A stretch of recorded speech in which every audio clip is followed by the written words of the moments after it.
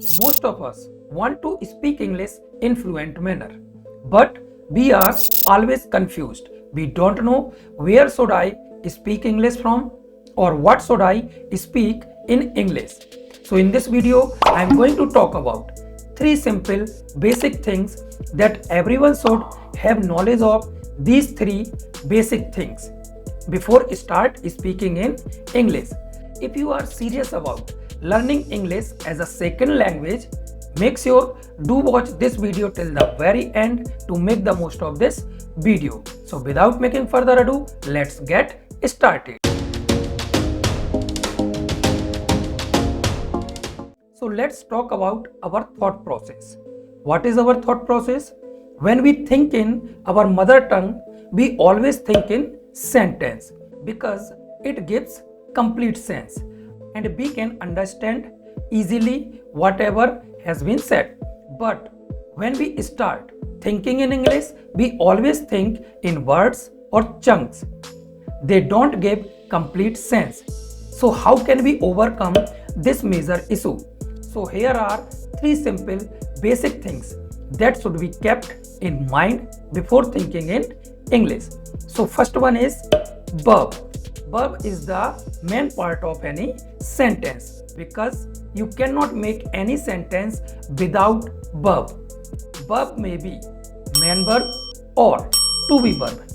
Suppose you think in English and there is a main verb.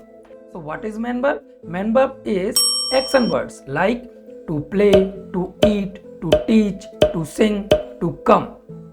And if there is no any main verb, you can use to be verb in your sentence as a main verb. And what is to be verb? To be verb has different forms like is, am, are for present tense, was, were for past tense, and will be for future tense. You can use all these to be verb in your sentence while thinking in English. Now switch to next step, and next step is subject of a sentence. When we think in English, we need subject of our sentence, and at the place of subject there may be noun or pronoun. If you haven't watched video on noun and pronoun, you can check those video on my YouTube channel or in playlist also.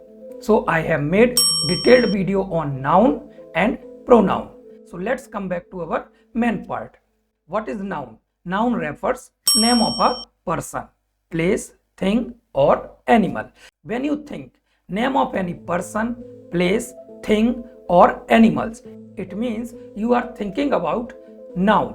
But when you think he, she, it, name, I, we, you, they, it means you are thinking about personal pronoun, and this personal pronoun is divided into first person, second person and third person pronoun. Now move to our last step, and this is types of sentences. We don't think only one type of sentence in our mind like affirmative sentence. We may think affirmative, negative, interrogative and interrogative negative sentences in our mind.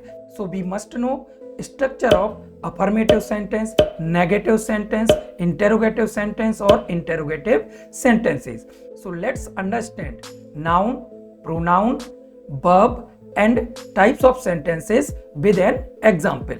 Suppose you want to say I am a teacher. So this is an affirmative sentence.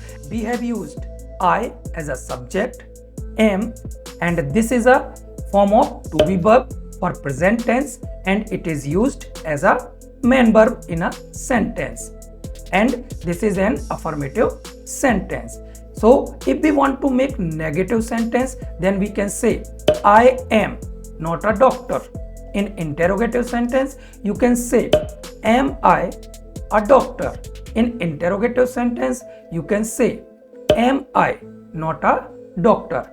If you want to make sentences by the help of some WH word like why, where, when, what and how, then you can use all these WH word according to their sense, according to their importance in your sentence. If there is no need to use all these WH words, so you have not to use all WH words while thinking, while writing your sentences. So let's take one more example, like he is a player. He is not a player. Is he a player? Is he not a player? Where is he a player? Why is he a player? How is he a player? In interrogative negative with WH word, we can make where is he not a player? How is he not a player? Why is he not a player? So this is the whole process, thinking in English. So if you want to start thinking in English, you have to keep these things in your mind, and these are noun, pronoun, verb or form of to be verb, and types of sentences. I hope you have understood how you can start thinking in English.